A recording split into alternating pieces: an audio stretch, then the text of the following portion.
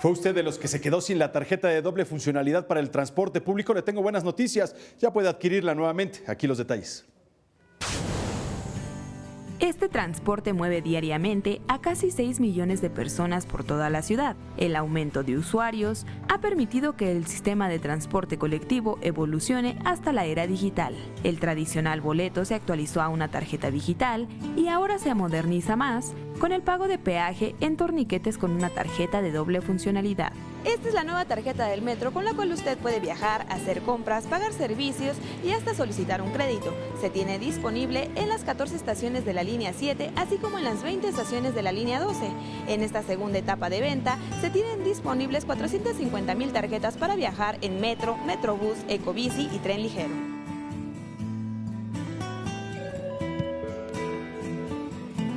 Para adquirirla, solo debe llegar a la taquilla y pedir una tarjeta de doble funcionalidad, que podrá recargar como habitualmente lo ha hecho.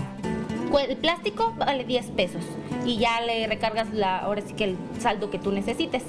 Y también cuando pasas en torniquete, checas el saldo, cómo se te va descontando al momento en que la pasas a torniquete.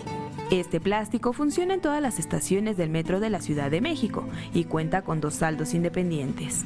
Uno es para viajar únicamente en el metro, metrobús, ecobici y tren ligero con el sistema de prepago, y otro, en caso de que el usuario lo decida, para comprar en los más de 28,000 establecimientos que aceptan Mastercard, pagar servicios y una línea de crédito que podrá activar solo desde la aplicación Broxel. ¿Pero qué opinan los usuarios de esta tarjeta? No, pues que está mucho mejor, porque pues antes nada más se podía utilizar en el metro. Bueno, nada más útil en el metro nada más, pero qué bueno que ya se puede ocupar en Mastercard y todo eso. Ojalá que esta no se bloquee ni se raye, porque a las otras les pasa mucho y gasta uno dinero de más. Esta innovación de pago con tarjeta en el metro coloca a la capital a la altura de ciudades como Londres y Singapur. Lo mejor de todo es que la implementación y tecnología no le ha costado al gobierno de la Ciudad de México, sino a las empresas Broxel y Mastercard. Con imágenes de Joel Arias, Iraíz Morquecho, 21 Noticias.